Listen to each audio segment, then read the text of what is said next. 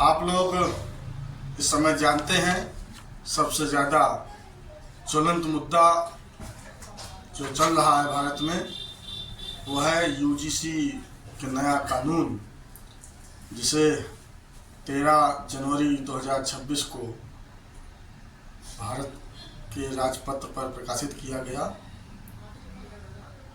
13 जनवरी को प्रकाशित हुआ, हो चुका है। उसके सबसे पहले भाग में प्रस्तावना इसकी दी गई है। प्रस्तावना यानी उस कानून में क्या क्या है उसका एक समरी।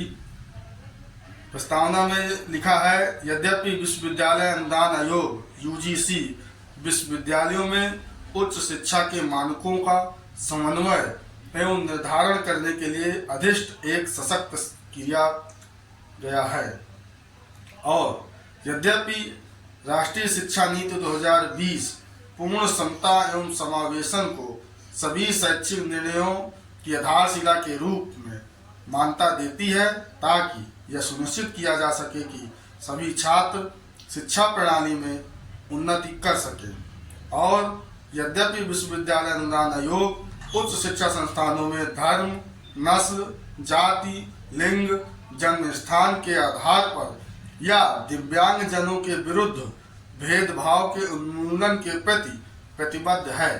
पेज नंबर 1 में आपने देखा कि प्रस्तावना में ये सब चीजें लिखी हैं। और यद्यपि विश्वविद्यालय अनुदान आयोग का उद्देश्य उच्च शिक्षा संस्थानों में समता को संवर्धन देना है, अब इसलिए विश्वविद्यालय अनुदान आयोग उच्च शिक्षा संस्थानों में समता के संवर्धन हेतु विनिमय 2012 के प्रतिस्थापन द्वारा तथा विश्वविद्यालय अनुदान आयोग अधिनियम 1956 की धारा 12 के खंड आ के साथ पठित धारा 26 की उपधारा 1 के खंड 6 द्वारा प्रदत्त शक्तियों का प्रयोग करते हुए विश्वविद्यालय अनुदान आयोग एतद द्वारा निम्नलिखित विनिमय बनाता है। अर्थात आपने देखा कि किन कानूनों के तहत, किस धारा के तहत ये कानून लाया गया, इसे प्रस्तावना में बताने का काम किया गया है।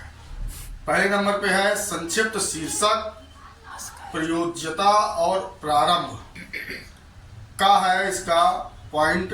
इन विनिमयों का नाम विश्वविद्यालय अनुदान आयोग उच्च शिक्षा संस्थानों में समता के संवर्धन हेतु विनिमय 2026 UIN 1/2026 होगा। यानी इसका कानून का क्या नाम होगा ये बताया गया पहले के काम में। पहले का खा पॉइंट है, ये भारत के सभी उच्च शिक्षा संस्थानों पर लागू होंगे। इसका कार्यक्षेत्र क्या होगा, इसे एक के खा में बताने का काम किया गया कि भारत के जितने भी उच्च शिक्षा संस्थान हैं, यानी महाविद्यालय, विश्वविद्यालय जो भी हैं, उन सभी पे ये लागू होगा। एक का गा पॉइंट में लिखा है, ये आधिकारिक राजपत्र में प्रकाशन की तिथि से प्रभावी होंगे। यानी ये जो कानून जिस दिन भारत के राजपत्र में प्रकाशित होगा उसी दिन से प्रभावी माना जाएगा।